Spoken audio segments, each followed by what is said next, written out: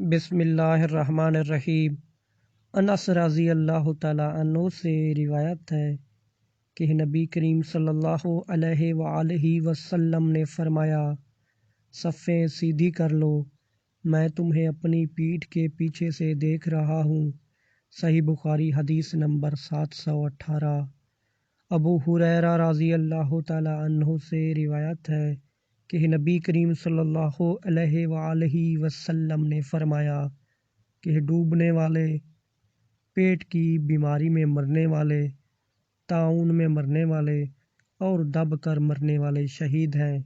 فرمایا کہ اگر لوگ جان لیں جو ثواب نماز کے لیے جلدی آنے میں ہے تو ایک دوسرے سے آگے بڑھیں، اور اگر عشاء اور صبح کی نماز کے ثواب کو جان لیں تو اس کے لیے ضرور آئیں، خواہ سریں کے بل آنا پڑے، اور اگر پہلی صف کے ثواب کو جان لیں تو اس کے لیے قرعہ اندازی کریں۔ صحیح بخاری حدیث نمبر 720۔ ابو ہریرہ رضی اللہ تعالیٰ عنہ سے روایت ہے کہ نبی کریم صلی اللہ علیہ وآلہ وسلم نے فرمایا کہ امام اس لیے ہوتا ہے تاکہ اس کی پیروی کی جائے، اس لیے تم اس سے اختلاف نہ کرو۔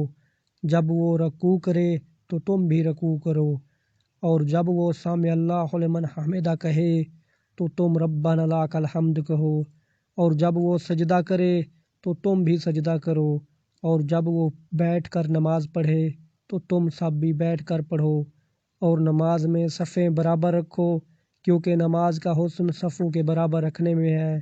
صحیح بخاری حدیث نمبر 722۔ اللہ تعالی ہمیں ان پیاری حدیث مبارکہ پر عمل کرنے کی توفیق عطا فرمائے، آمین۔